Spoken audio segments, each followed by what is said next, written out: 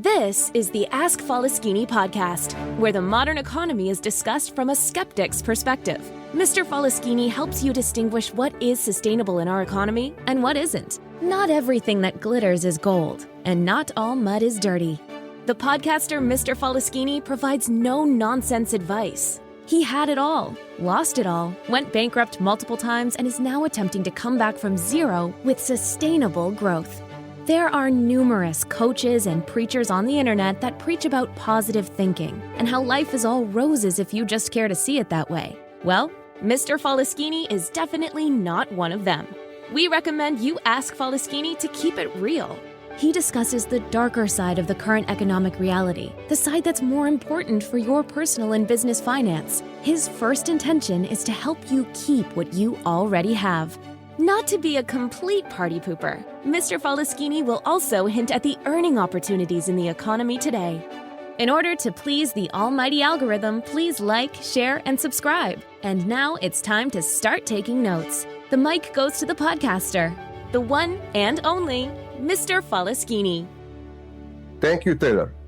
Just recently, I was astonished when a successful business person that has just reached a seven-figure income mentioned passive income as his financial goal during our consulting session.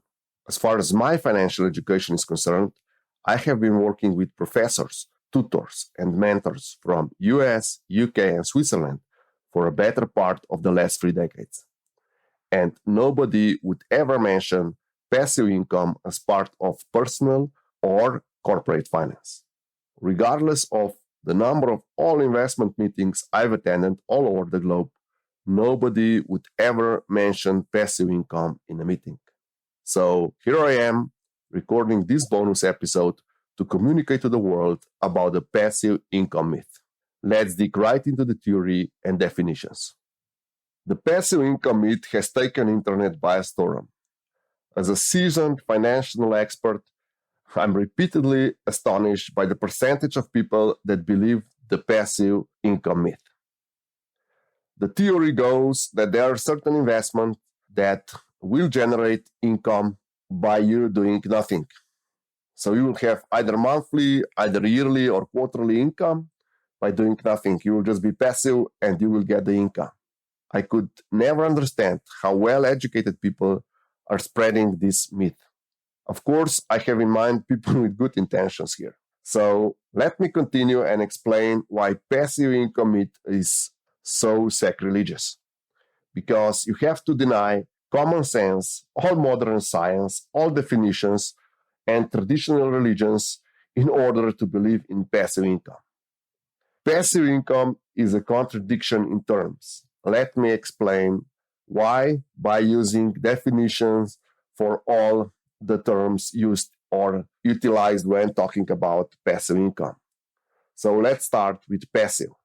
To define passive, we would probably use definition that passive is accepting or allowing something to happen or what others do without active response or resistance. Passive is defined as the opposite of active. And if we go further and we define income, is money received, especially on a regular basis for work or through investments. As we can see, income is direct consequence of work or investment. And if we go further and we define work, it's activity involving mental or physical effort in order to achieve a purpose or result.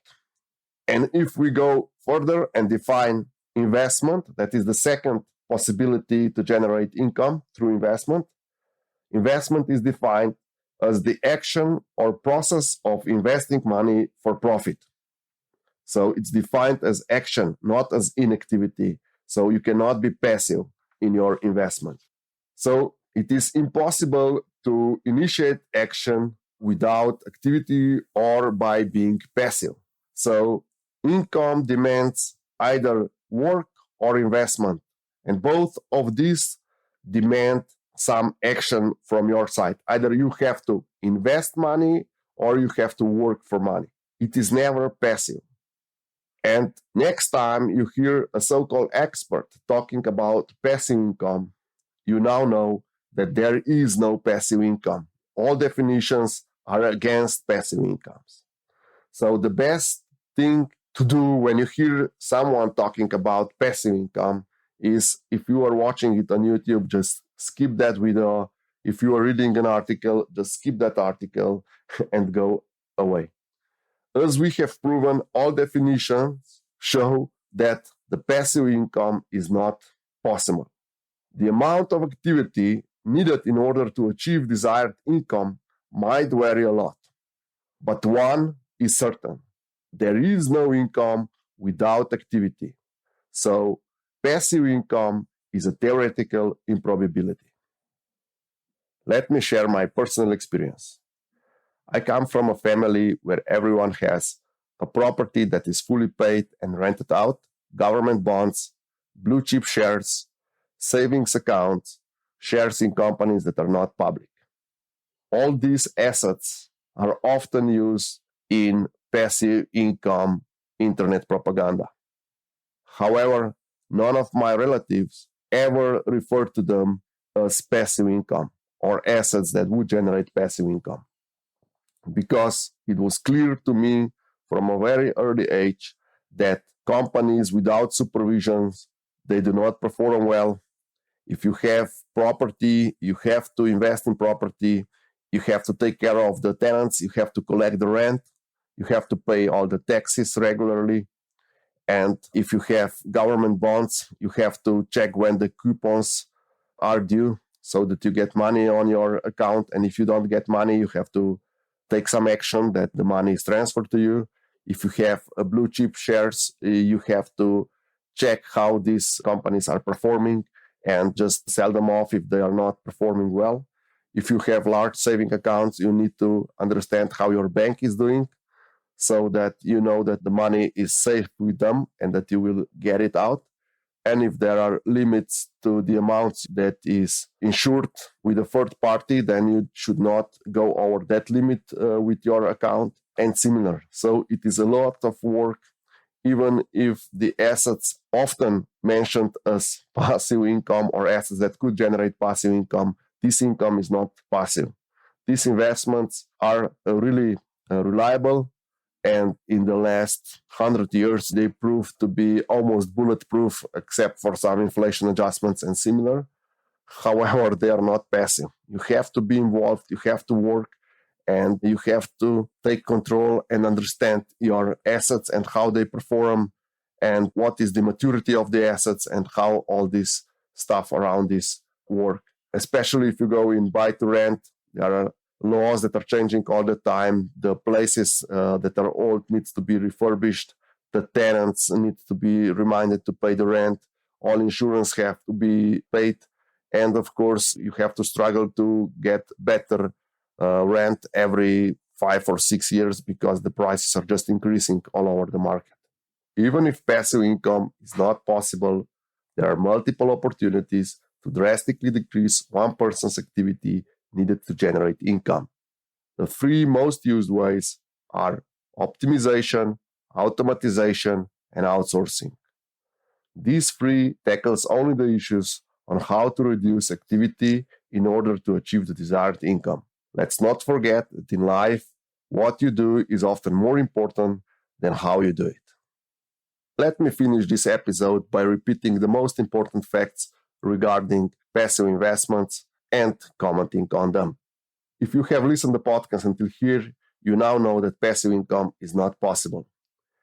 Passive income is just a buzzword used to get financially literate people to invest in often too risky business structure or just purchase some online course that will help them get their finances in order, even if they hate their jobs and they are prone to reckless spending. Next time you hear so-called financial expert talking about passive income, just click on another video. What you should take from this episode is that passive income is contradiction in terms, since income cannot be generated from something passive because it demands either work or investment, and that it's possible to drastically decrease the amount of effort required to generate income by utilizing optimization, automatization, and outsourcing. And back to Taylor. Thank you, Mr. Faleskini, for this outstanding podcast. And thank you for listening to the Ask Faleskini podcast until the end. Mr. Faleskini would love to hear your feedback in the comments. And don't forget, if you want to know, ask Faleskini or listen to the Ask Faleskini podcast. In order to please the almighty algorithm, please don't forget to like, share, and subscribe.